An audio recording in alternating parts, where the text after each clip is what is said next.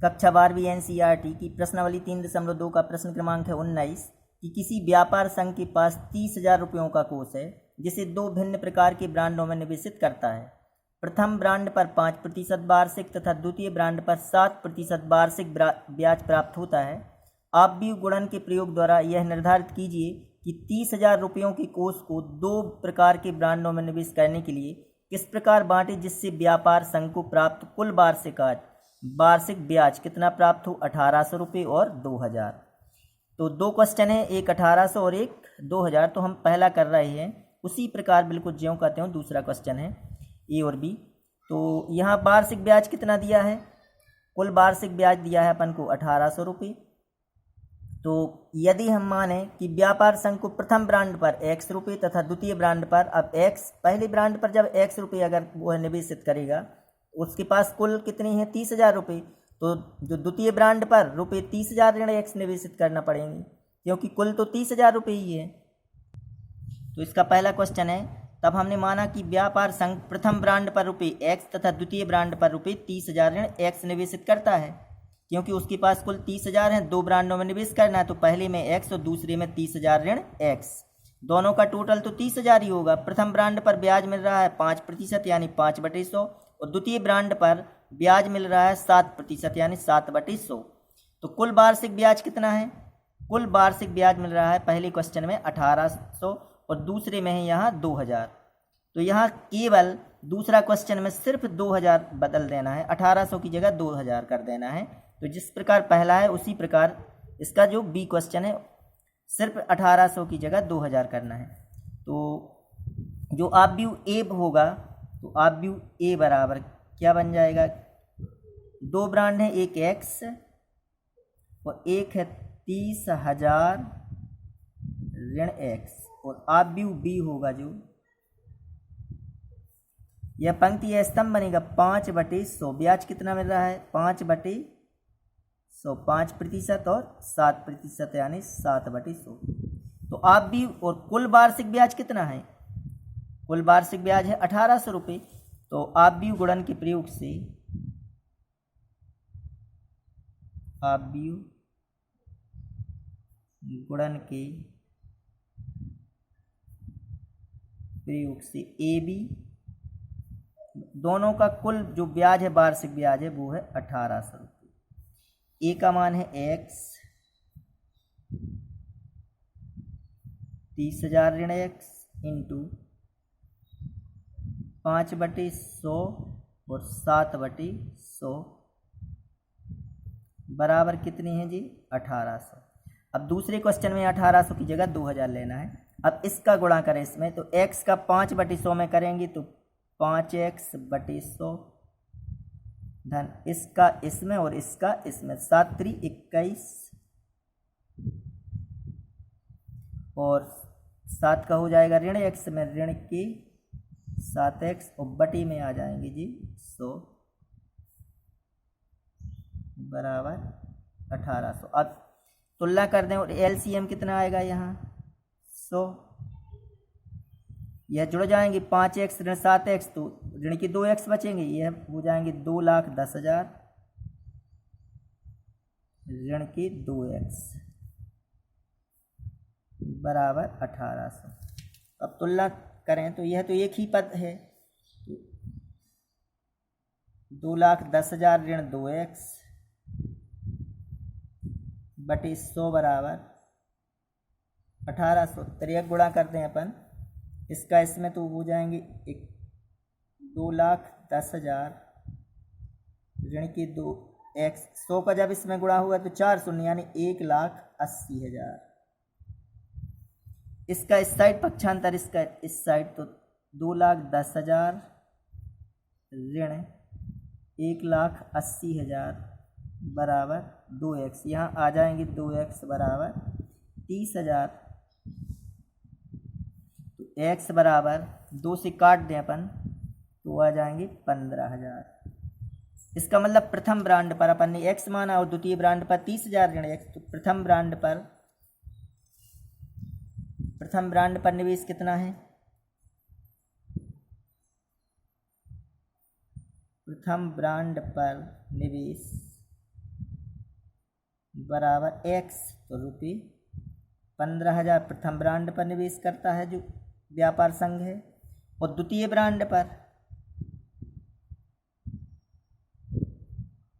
Brand पर निवेश है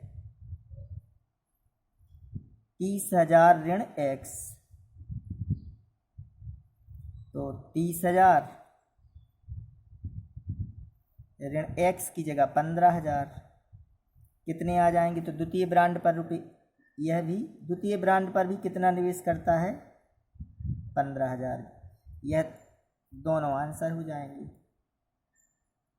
इसी प्रकार यहाँ 1800 की जगह 2,000 3 गुणा करेंगे तो 2 लाख आ जाएंगे, 2 लाख तो यहाँ घट जाएंगे तो 10,000 आ जाएंगे। यहाँ x का मान आ जाएगा 5,000, तो प्रथम ब्रांड पर 5,000 और द्वितीय ब्रांड पर 30,000 ऋण x, यानी द्वितीय ब्रांड पर आ जाएंगे 25,000। यह उसके दूसरे क्वेश्चन के आंसर हो जाएंगे। प्रश्न क्रमांक 20 है कि किसी स्कूल की पुस्तकों की दुकान में 10 दर्जन रसायन विज्ञान, 8 दर्जन भौतिक विज्ञान तथा 10 दर्जन अर्थशास्त्र की पुस्तकें हैं। इन पुस्तकों का विक्रय मूल्य क्रमशः ₹80, ₹60, ₹40 प्रति पुस्तक है। आप भी बीजगणित के प्रयोग द्वारा ज्ञात कीजिए कि सभी पुस्तकों को बेचने से दुकान को कुल कितनी धनराशि प्राप्त होगी। तो यहाँ 10 दर्जन रसायन विज्ञान की पुस्तकें हैं, 8 दर्जन भौतिक विज्ञान और 10 दर्जन अर्थशास्त्र की पुस्तकें हैं। पुस्तकों की संख्या किस प्रकार दी है कि रसायन विज्ञान की 10 दर्जन, तो 1 दर्जन होता है में पुस्तकें होती हैं 12, तो 10 दर्जन में 10 गुणित 12 बराबर 120। 8 दर्जन है भौतिक विज्ञान की पुस्तकें, तो 8 गुणित 12 यानी 96 पुस्तकें भौतिक विज्ञान की हैं। अर्थशास्त्र की हैं 10 दर्जन यानी 10 गुणित 12 बराबर 120। यह पुस्तकें की संख्या हो गई। तो इसे अगर हम आप भी ए से दर्शा दें तो 120, 96 और 120। पुस्तकों का विक्रय मूल्य प्रति पुस्तक है, जो रसायन विज्ञान प्रति पुस्तक है 80 रुपये की, भौतिक विज्ञान 60 रुपये की और अर्थशास्त्र है ₹40 की। तो अगर हमको तो इसे अगर आप भी बी से दर्शाएं तो आप भी गुणन द्वारा ज्ञात करना है, तो इनका गुणा कर दें अपन दोनों का, क्योंकि 120 का गुणा 120 यानी ये रसायन विज्ञान की कुल पुस्तकें कितने में आएंगी 120 गुणित 80, 96 गुणित 60 और 120 गुणित 40। तो आप भी गुणन के प्रयोग से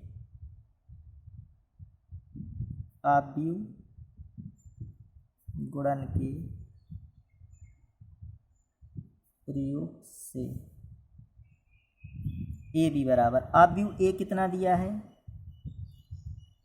120, 96, 120 इंटू यह 80, 60 और 40 गुणा करें तो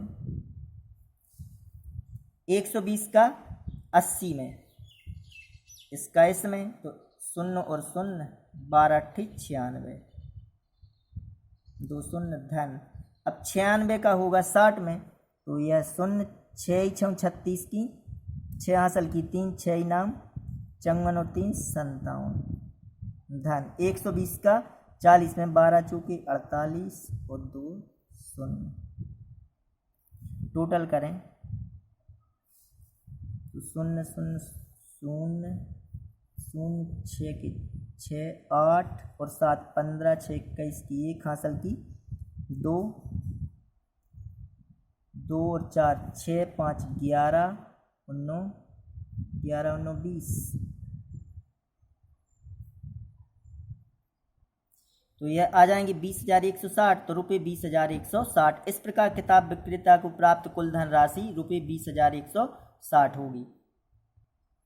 इसका प्रश्न क्रमांक 21 दिया है कि मान लीजिए कि x, y, z, w तथा p क्रमशः 2 गुणित n, 3 गुणित k, 2 गुणित p, n गुणित 3 तथा p गुणित k कोटियों की आव्यूह हैं। तो नीचे दिए गए प्रश्न संख्या 21 तथा 22 में सही उत्तर चुनिए। तो 21वां क्वेश्चन है पी वाई धन डब्ल्यू वाई के परिभाषित होने के लिए n, k तथा p पर प्रतिबंध होगा। इसके विकल्प हैं k बराबर 3, p बराबर n, k स्वेच्छ है, p बराबर 2 और c है जो p स्वेच्छ है, k बराबर 3 और d है k बराबर 2 और p बराबर 3। तो किस प्रकार हल करना है, क्योंकि x, y, z और w तथा p की कोटियां लिखी हैं, जो कि x की कोटि कितनी है, x की कोटि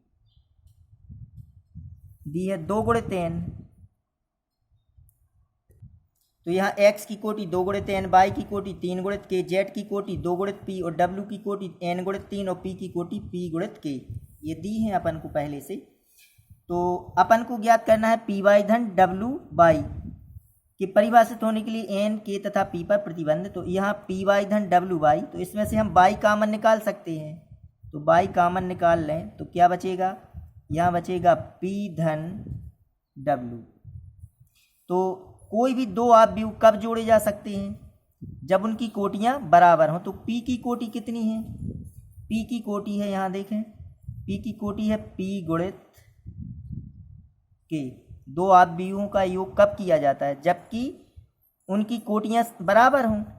तो और w की कोटि कितनी है, w की कोटि है n गुणित 3। इसका मतलब अगर कोई आव्यूह, दो आव्यूहों का योगफल ज्ञात करने के लिए उनकी कोटियाँ भी बराबर होनी चाहिए। तो दो आव्यूहों का योग ज्ञात जब किया जाता है जबकि उनकी कोटियाँ बराबर हों। तो आव्यूह p और w, दो आव्यूहों को जोड़ रहे हैं अपन, तो यहाँ आव्यूह p और w का योग है। तो इन दो आव्यूहों को कब अपन जोड़ सकते हैं, जबकि इनकी कोटियाँ बराबर हों। तो p काय के बराबर होगा, हो सकता है आव्यूह p की कोटि 2 गुणित 3 हो और इसकी कोटि भी 2 गुणित 3 ही होगी। अगर 3 गुणित 3 तो 3 गुणित 3 होगी। तो p काय के बराबर होना चाहिए, तो इसलिए p बराबर हो जाएगा n और k बराबर हो जाएगा कितना, 3। यह इसका आंसर हो जाएगा। तो देखें इसमें पहले को जो पहला विकल्प है k बराबर 3 और p बराबर n, यह इसका आंसर है, यानी ए नंबर। यदि n बराबर p, प्रश्न क्रमांक 22 में है, तो आव्यूह 7x ऋण 5z की कोटि है p गुणित 2 या 2 गुणित n या n गुणित 3 या p गुणित n, 4 ऑप्शन है इसके। तो x की कोटि कितनी है, दो आव्यूहों का अंतर भी कब ज्ञात कर सकते हैं, जबकि उनकी कोटियाँ बराबर हों। योग और अंतर के लिए उनकी कोटियाँ दोनों आव्यूह की कैसी होनी चाहिए, बराबर। तो x की कोटि है जो, तो देखें x की कोटि है 2 गुणित n की, 2 गुणित n, और z की कोटि कितनी है 2 गुणित p। तो यहाँ हो x की कोटि है जो 2 गुणित n, और जो z की कोटि है, z की कोटि दी है 2 गुणित p।